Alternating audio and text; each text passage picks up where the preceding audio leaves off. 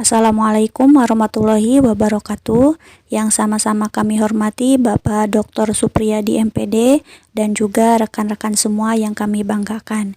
Di sini kami akan mempresentasikan makalah evaluasi pembelajaran di SD modul 5 yang berjudul kualitas alat ukur atau instrumen, di mana kelompok 5 terdiri dari Dewi Purnamasari, Ratna Saryanti, Siti Aminah, dan juga Fitri Rismawati. Pengertian validitas. Validitas berasal dari kata validity yang mempunyai arti sejauh mana ketepatan dan kecermatan suatu instrumen pengukur atau tes dalam melakukan fungsi ukurnya. Nah, suatu tes dikatakan memiliki validitas yang tinggi apabila alat tersebut menjalankan fungsi ukur secara tepat atau memberikan hasil ukur yang sesuai dengan maksud dilakukannya pengukuran tersebut. Macam-macam validitas. Yang pertama yaitu validitas logis, yang kedua yaitu validitas empiris. Validitas logis yaitu berarti penalaran. Nah, dengan makna demikian, maka validitas logis adalah untuk mengukur sebuah instrumen evaluasi yang menunjuk pada kondisi instrumen yang memenuhi persyaratan valid berdasarkan hasil penalaran. Sedangkan validitas empiris adalah sebuah instrumen yang dapat dikatakan memiliki validitas empiris apabila sudah diuji dari pengalamannya. Dari validitas logis dan empiris, maka validitas itu terbagi lagi menjadi 4. Yang pertama ada validitas isi, yaitu mengacu pada sejauh mana materi alat ukur tersebut digunakan untuk mengukur seluruh materi. Yang kedua, validitas kontraks, yaitu untuk mengukur sejauh mana alat ukur tersebut dapat mengukur kontraks-kontrak yang digunakan sebagai dasar penyusunan tes. Yang ketiga, validitas ada sekarang, yaitu mengacu pada kriterium yang terdapat atau tersedia pada saat sekarang atau kurun waktu yang bersamaan. Yang keempat, validitas prediktif, yaitu mengacu pada sejauh mana alat ukur tersebut dapat tepat memprediksi kesesuaian antara pengetahuan yang dimiliki sekarang dengan keberhasilan di masa yang akan datang. Cara mengetahui validitas alat ukur. Nah, sebuah tes dikatakan memiliki validitas jika hasilnya sesuai dengan kriterium. Nah, dalam artian memiliki kesejajaran antara hasil tes tersebut dengan kriterium. Nah, teknik yang digunakan untuk mengetahui kesejajaran adalah teknik korelasi product moment dengan simpangan yang dikemukakan oleh Pearson. Rumus korelasi product moment dengan simpangan yaitu RXY sama dengan sigma XY per akar dari sigma X kuadrat dikali sigma Y kuadrat, di mana RXY itu merupakan koefisien korelasi antara variabel X dan variabel Y. Nah, dua variabel yang dikorelasikan yaitu X kecil sama dengan X dikurangi X bar dan Y kecil sama dengan Y dikurangi Y bar. Sigma XY itu adalah jumlah perkalian antara X dan Y. Kalau X kuadrat sama dengan kuadrat dari Y, dan Y kuadrat itu merupakan kuadrat dari Y. Misalnya, kita akan menghitung validitas tes prestasi belajar matematika. Nah, sebagai kriterium diambil rata-rata ulangan yang akan dicari validitasnya diberi kode X dan nilai rata-rata nilai harian diberi kode Y. Jumlah X yaitu 65, jumlah Y yaitu 63,8 dengan jumlah X kuadrat yaitu 3,5, Y kuadrat 3,59 dan XY 2,65. Kemudian kita masukkan ke dalam rumus product moment. Nah, ini adalah indeks korelasi antara X dan Y. Validitas soal yang dicarinya hasilnya yaitu 0,748. Pengertian validitas. Validitas dan reliabilitas adalah sesuatu yang saling melengkapi dalam sebuah instrumen atau alat ukur. Nah, suatu tes dapat dikatakan mempunyai taraf kepercayaan yang tinggi jika tes tersebut dapat memberikan hasil yang tetap. Jadi, kalau pengertian validitas itu mengacu pada ketepatan hasil pengukuran, maka pengertian reliabilitas itu mengacu pada ketetapan hasil yang diperoleh dari suatu pengukuran. Jadi, reliabilitas itu tetap. Hubungan antara validitas dan reliabilitas. Reliabilitas itu sangat diperlukan untuk memperoleh alat ukur yang dapat memberikan hasil pengukuran yang tepat atau valid. Untuk meningkatkan reliabilitas tes dapat ditingkatkan dengan menambahkan jumlah butir soal yang homogen dengan butir soal yang sudah ada. Nah, jadi reliabilitas tes yang baru sebagai akibat dari penambahan butir soal secara sederhana dapat dihitung dengan rumus Sperman-Brown sebagai berikut, yaitu RNN sama dengan NR per 1 ditambah dalam kurung N dikurangi 1 tutup kurung R. Misalkan, suatu tes terdiri atas 50 butir soal, mempunyai koefisien reliabilitas 0,80. Nah, kemudian butir-butir soal itu ditambah 10 butir soal. Kemudian tentukanlah koefisien reliabilitas baru. Nah, setelah dimasukkan ke dalam rumus Sperman-Brown, maka koefisien reliabilitas baru adalah setelah ditambah 10 butir soal dari 50 butir memperbesar koefisien reliabilitas sebesar 0,03. Pentingnya analisis butir soal. Nah, ada beberapa yang mempengaruhi hasil tes, namun secara garis besar dapat dikelompokkan menjadi 3 hal, yaitu yang pertama, hal yang berhubungan dengan tes itu sendiri, yaitu panjang tes dan kualitas butir-butir soalnya. Yang kedua, hal yang berhubungan dengan tercoba atau testi. Dan yang ketiga, hal yang berhubungan dengan penyelenggara tes. Analisis butir soal. Menganalisis butir soal merupakan suatu kegiatan yang harus dilakukan guru untuk meningkatkan mutu soal yang dibuat. Nah, kegiatan ini merupakan proses pengumpulan, peringkasan, dan penggunaan informasi dari jawaban siswa untuk membuat keputusan tentang setiap penilaian. Nah, soal-soal yang bermutu adalah soal-soal yang dapat memberikan informasi setepat-tepatnya sesuai dengan tujuannya.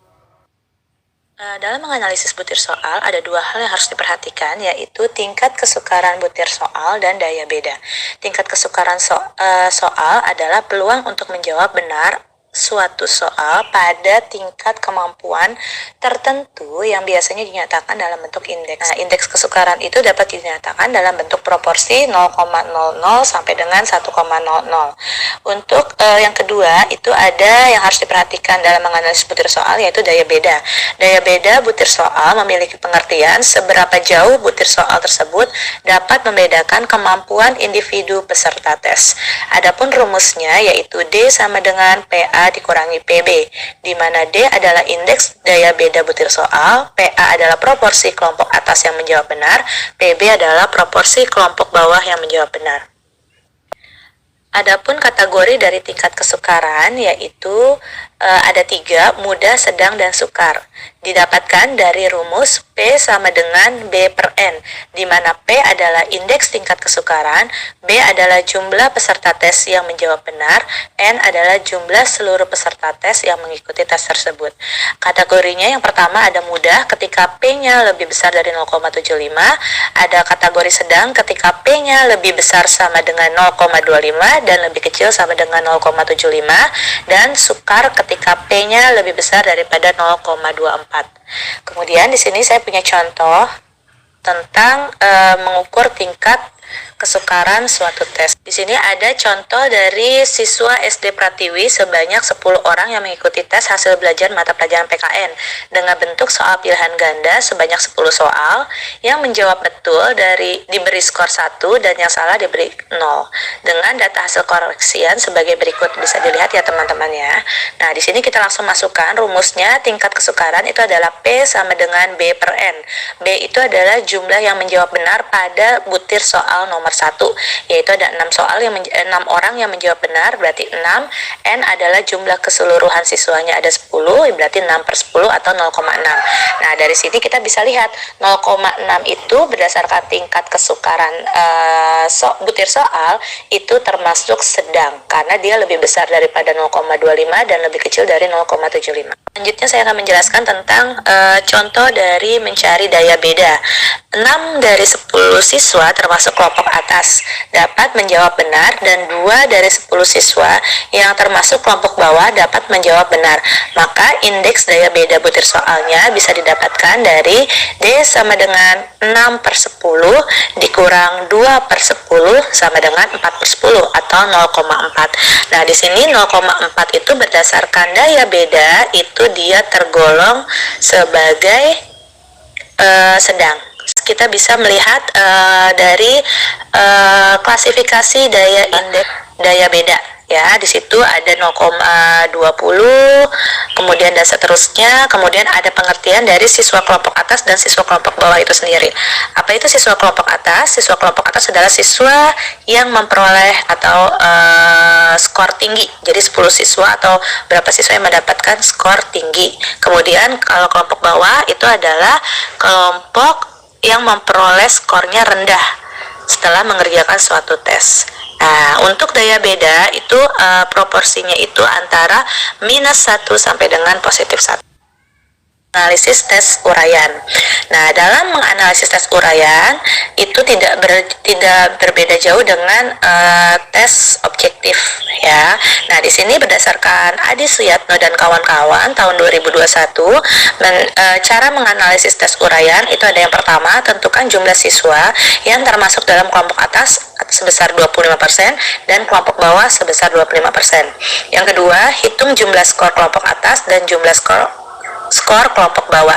Dan yang terakhir, hitung tingkat kesukaran dan daya beda setiap butir soal. Contoh soal tingkat kesukaran dan daya beda tes uraian. Contoh soalnya adalah perhatikan tabulasi data hasil tes sumatif IPA untuk butir soal nomor 1 yang diikuti oleh 100 siswa berikut. Skor soal itu terdiri dari 0 sampai dengan 7. Dan kelompok itu ada kelompok atas dan kelompok bawah. Kelompok atas itu adalah kelompok siswa yang pintar dan kelompok bawah itu siswa yang kurang. Di kelompok atas itu jumlahnya F dan FS. FS itu F kali dengan skor. Jadi jumlah FS itu 88 dan kelompok itu jumlah kelompok atas dan kelompok bawahnya 68. Cara menghitung skor tingkat kesukaran dan daya beda itu digunakan rumus P sama dengan sigma A plus sigma B dikurangi hasil dalam kurung dari 2N skor minimal per 2N dikali skor maksimal dikurangin skor minimal.